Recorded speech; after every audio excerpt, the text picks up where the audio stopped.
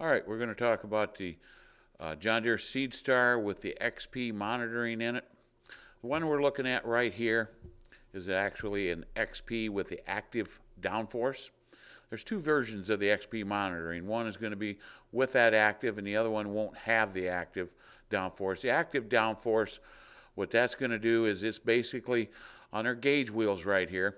We've got a sensor in there, and it's trying to maintain to where it's carrying X amount of downforce on that wheel itself to help us firm up our seed trench. On the other ones, without the active downforce, is all we're doing is we're maintaining X amount of pounds of downforce on that row unit itself to get it to perform and firm that trench the way we want. So with that, we'll get talking about the XP just a little bit. One thing, this is being done off of a simulator. It's probably the best way we could come up with to show you the different things on an XP.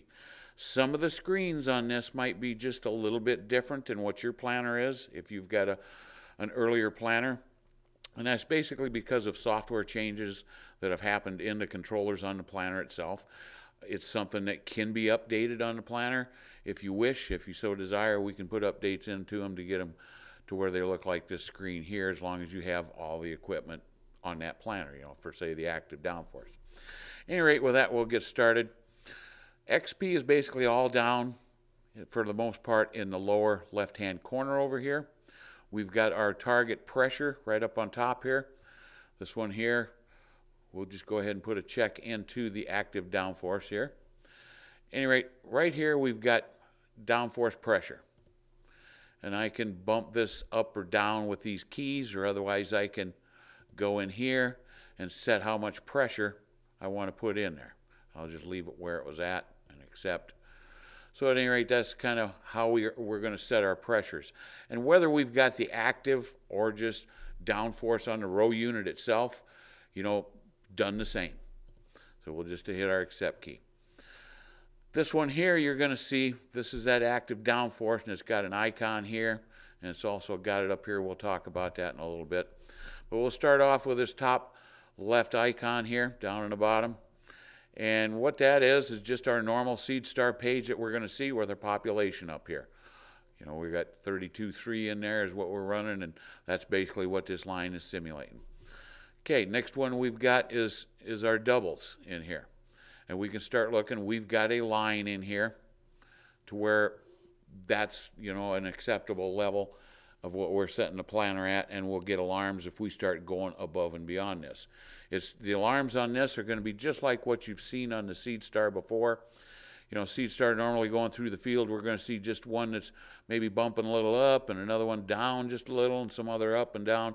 When they start getting way off of that center line, and like I say, this center line on this one, target pressure right here with our little target symbol, that's simulating 32,300 on this line. So basically, if we get close to where our high-low limits are set, that's when with this line, instead of being a little black line, is going to turn to an orange color. And if we get way beyond that, then it's going to turn to a red. And that's basically the setting of those alarms. You've got it on basically in your population page. You've got your high and low limits right there and a target limit. Same thing we've got on an XP. We've got our high and low limits in there. So at any rate, we'll move on down. We've got our doubles page. We've got our spacing page. Over here, we've got a toggle button. And we can push it to toggle in between the different screens, or I can come down here and start looking at them individually. One thing I should be able to do on this simulator, you can do it on your planner, but normally right on this button here, this toggle button, if I push on that and hold that for about 10 seconds, it's going to bring up a page, and in there you can determine, do you want it to auto scroll through how many different pages? You select the pages you want it to scroll through, and then you also put a check mark in there if you want it to auto scroll. And I'm sorry I can't get that to work on the simulator today, but it will work on your planner. Okay, and then now we get down to the bottom row over here. Here's our downforce per row. How much force that those sensors are feeling. If we've got the active, Next one here is ride quality. Next one here would be details about the row. In there I can toggle and go on through the different rows, or I can go ahead and type row number 9 in there and keep an eye on that one, see what's going on with it. It's going to give me my population, it's going to give me my percentage of singles, doubles, things like that, you know, our spacing, all the data that we want to see. Next one down here is just basically the average, what that whole planner is doing on an average over the board of what we've got going on. Okay, like I say, in here is where we could set to cycle in between those pages, and I can't get that to work on here today. But what I want to talk about to get into, you know, basically, I guess where we want to start with is on the XP monitoring. I'm sure you guys have all run combines that have a grain loss monitor in there. Grain loss monitor, this XP monitor is kind of based along the same lines. What we need to do with the combine is we go out there and we get it set to where it's at an acceptable level of loss. It's looking good out there. Okay, now I go in there and I have to set my alarm to where if it starts pushing corn out the back, it's going to let me know. Or if I'm not running up to full capacity, it'll let me know. Well, the same thing on the XP monitor. And basically that's all going to be done on an alarms page. To get that alarms page to come up, any one of these XP keys here, if I push and hold this, that was the row unit, if I push and hold this for about 5 seconds, we'll get that alarms page to come up, and there we go. Okay, singulation, that just basically, you know, that line we were looking at, you know, the higher we put this number on singulation, the harder it is to keep that alarm from coming on. So say if I'd put that up at 100%, you're probably going to have it going all the time. If I put it down at 80% or 50%, then it's not going to come on for me. So basically, like I say, you're going to go out and you're going to drive that planner. It's working at an acceptable level. You're going to come in here and then tweak these numbers up or down to get that alarm to come off on that page the way you want. Okay, same thing with seed spacing here, only instead of putting a higher number in there, we're going to put a lower number. Ride quality, you know, like I say, we get it set to where that row unit's looking nice and smooth going across the field. It's an acceptable level. We'll just go ahead and bump this alarm to where it just starts coming on for me. Maybe it's at 95% is where it starts. Or maybe it's at 80% is where I see that alarm start coming on. But you're going to come in here and set these alarms to where if I push the extreme a little bit, that it's going to come on. So in here we've got a step value. That's where on that main page where I was going to set my target pressure, that's how much every time I push the up or the down key, how much it's going to raise that pressure. Okay, we've got a PDF low pressure alarm here, and that's something we want to have in there, and I would probably put it at, say, about 65 pounds. What that's going to do is if the air pressure in our tank and our lines gets down below 65, it's going to give us a warning. Okay, right here, guys, is our target margin.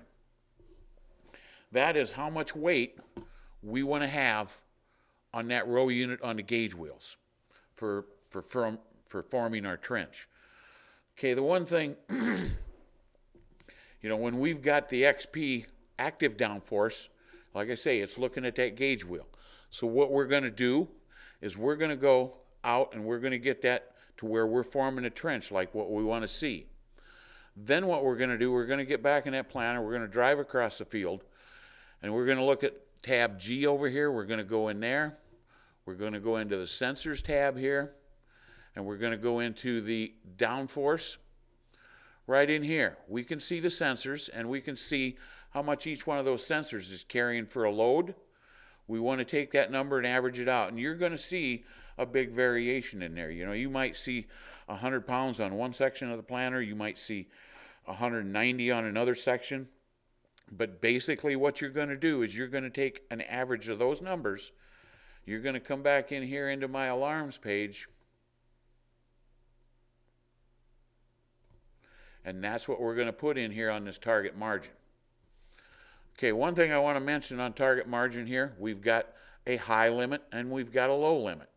So what we can do in there, normally when we put a number in here, it's going to default automatically on this high margin and this low margin. It's going to put numbers in there for us. And it's going to be on our high margin, it's going to be 75% more than what our target margin was.